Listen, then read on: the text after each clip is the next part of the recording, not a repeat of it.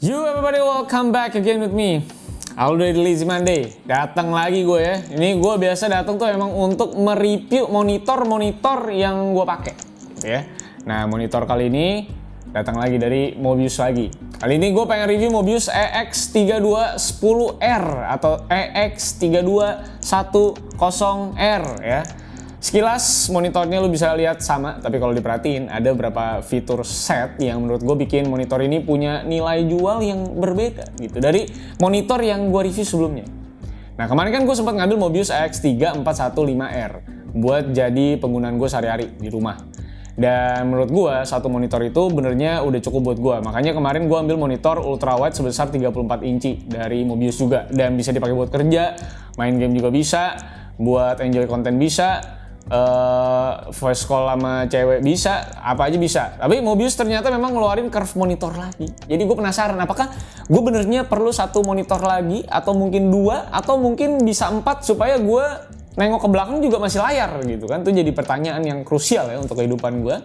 Nah, jadi kalau kita ngomongin soal fokus monitor ini, gue ini monitor menurut gue ya cocok banget buat kalian yang memang basicnya tuh emang gamer banget. Soalnya memang monitor ini punya high refresh rate tuh 165 Hz dan juga response time yang rendah, jadi nggak ganggu. Tapi kalau kalian nggak mau jadi gamer biasa aja, kalian juga bisa pilih monitor ini karena monitor gaming ini sudah curve ya, jadi enak, nggak cuman curve dikit-dikit, curvature-nya udah sampai 1000R. Jadi kalau kalian demen dipeluk sama monitor gitu kan, supaya mata lu ke kanan kiri masih monitor, ini bisa jadi pilihan yang menurut gue cukup tepat gitu buat lu semua. Monitor ini, apalagi lebarnya udah 31,5 inci. Namun nggak gitu berasa lebar, karena melengkung banget curvature-nya yang bikin ini terasa minimalis. Jadi kalau misalnya kalian gila imersif gitu, pengennya tuh lihat layar terus gitu, atau demen punya monitor yang bikin diri lu tuh berasa di kokpit futuristik pesawatnya Mandalorian, ini melengkung abis, jadi cocok banget. Dan kalau kalian duduk di posisi yang pas, ini jadi benar-benar pas banget. Nah, masih pakai aspek rasio 16:9 dan punya resolusi QHD. Selain itu, layarnya juga udah support HDR10, display HDR 400 sama VESA kalau kalian nggak mau pakai kaki monitornya. Tapi kalau kalian malas pakai VESA, nggak apa-apa, soalnya kaki monitor Mobius itu keker banget nih. Jadi kokoh banget, gak goyang sama sekali. Dipasangnya juga gampang, tinggal dicantol doang. Standnya support height adjustment, nengok kiri kanan, dan atas bawah. Tapi memang belum bisa rotate, jadi nggak bisa jadi monitor portrait. Tapi ya udahlah, siapa juga orang yang pakai monitor melengkung itu buat jadi portrait? Emang lo kata ini apa gitu ya, lukisan kan bukan ya. Dan monitor ini juga udah pakai teknologi VA. Jadi satu hal yang gue rasakan kalau pakai monitor ini, warnanya hitamnya itu udah cakep banget. Salah satu kelemahan dari IPS panel adalah memang kadang ketika nggak punya LED yang cukup kece, warna gelap kelihatan jadi kayak kurang akurat. Tapi di sini gue tes, dan kalau lu keseharian kalian di situ dengan nonton Netflix gitu ya, nonton film, harusnya menurut gue sih udah cukup bahagia banget ya buat jadi monitor yang bisa memenuhi entertainment kebutuhan lu gitu ya. Dan Mobius seri ini juga dikasih remote. Jadi kalau kalian mau kontrol menu monitor atau ngatur volume, seperti biasa BenQ, Mobius semuanya selalu ngasih remote. Jadi membuat kita tuh lebih mudah dalam mengatur segala sesuatu, khususnya dari misalnya kayak volume. Karena memang monitor BenQ yang gue suka adalah punya volume. Nah, jadi emang merasa cukup mewah juga bisa dibilang karena dapat remote gitu. Dimana monitor punya remote. Emang itu yang selalu menurut gue banggakan lah dari BenQ dan Mobius, karena selalu punya remote gitu ya. Seperti inilah kira-kira remote-nya. Nah, jadi minimalis, cukup kecil, dan bisa dipakai di mana aja. Dikantongin juga bisa kalau lagi mau pergi takut hilang remote-nya kan. Dan jadi memang lu bisa matiin dari jarak jauh juga kalau misalnya mungkin komputer lu tuh berseberangan dengan sofa lu, terus lu lagi pengen matiin layar monitor lu karena mungkin lagi pengen nonton TV, lu bisa matiin monitor lu dari jarak jauh. Jadi nggak sulit-sulit lah, nggak harus punya tangan Fantastic Four untuk bisa matiin monitor dari jauh. Cuma satu hal, gue bingung kenapa memang bongkar remote-nya harus pakai screw, itu juga jadi pertanyaan juga ya. Kenapa ngelepas baterai remote sekecil ini kan juga harus pakai obeng gitu? Kenapa nggak copot biasa aja kayak remote TV? Remote TV kan juga banyak yang lebih gede. Kenapa tidak memakai mekanisme yang lebih simple untuk remote sekecil ini? Jadi nggak bisa kayak remote kebanyakan. Jadi agak ribet gitu, harus pakai yang namanya obeng kalau baterainya habis. Jadi agak ribet aja sih untuk masalah itu, tapi yang lain menurut gue udah oke banget sih. Dan menurut gue monitor ini juga kurang cocok ya kalau misalnya lu pada pakai fokusnya ke produktivitas. Soalnya curve monitor itu bikin lihat aspek perspektif tuh jadi kurang lurus. Tapi kalau misalnya kalian kadang iseng ngedit foto atau susun video frame kalian di Valorant misalnya, monitor ini menurut gue udah punya 90% P3 color gamut. Jadi nggak ngaco-ngaco banget lah ngomongin masalah warnanya kalau memang lagi mau ngiseng edit atau jadi sebuah kerjaan optional lu. Apalagi kalau kalian misalnya memang perlu susun video hasil stream gaming kalian kalian menurut gue ini nggak terlalu ada masalah. Tapi monitor ini menurut gue memang didesain buat para gamer. Refresh rate-nya udah certified FreeSync Premium Pro, jadi kalian nggak perlu khawatir kalau mau main game dengan refresh rate yang naik turun. Bedanya apa yang Premium Pro sama FreeSync biasa? Yang ini bisa adaptasi frame sampai 120 fps.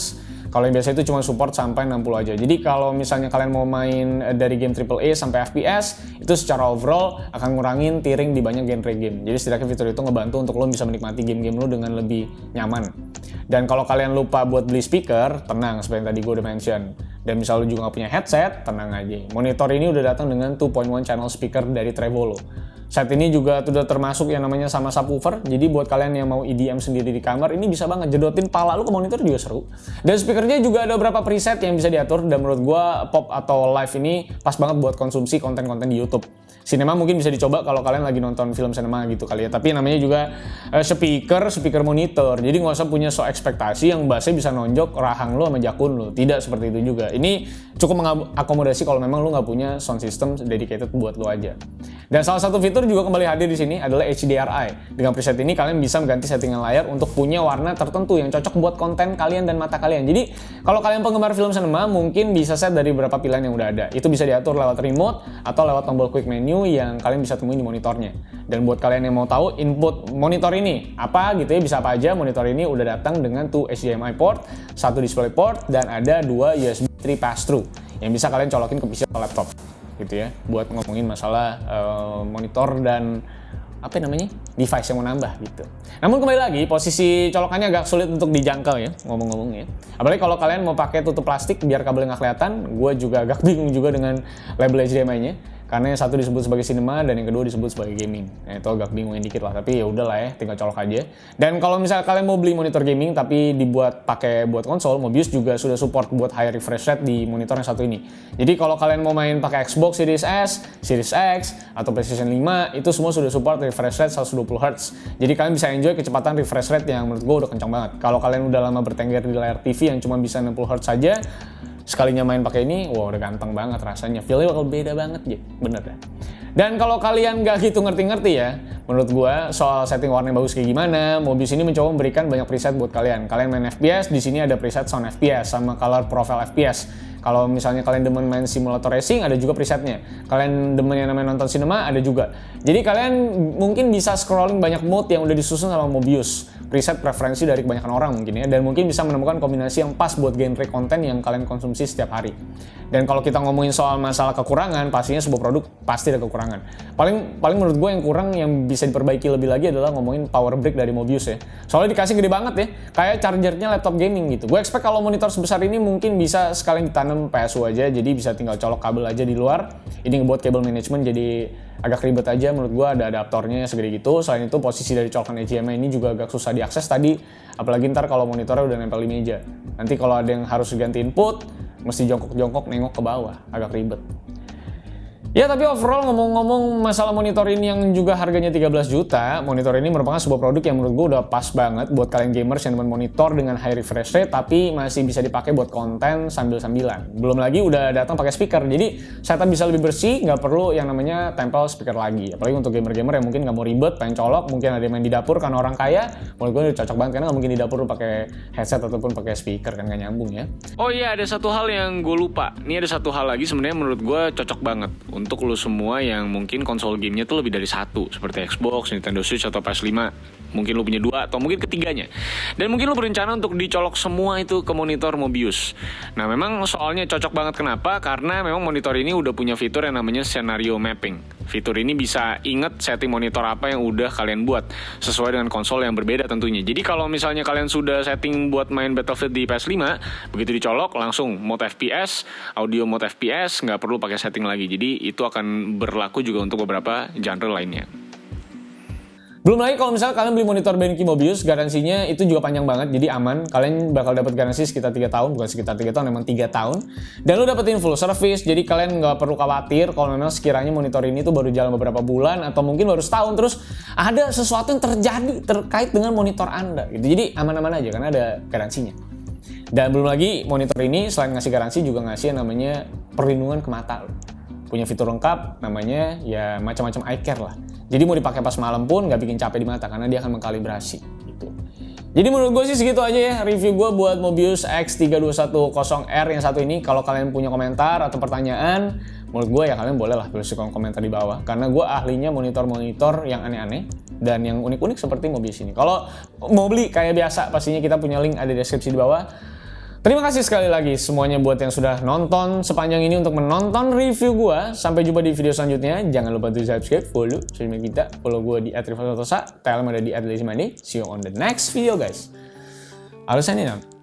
Bye bye guys.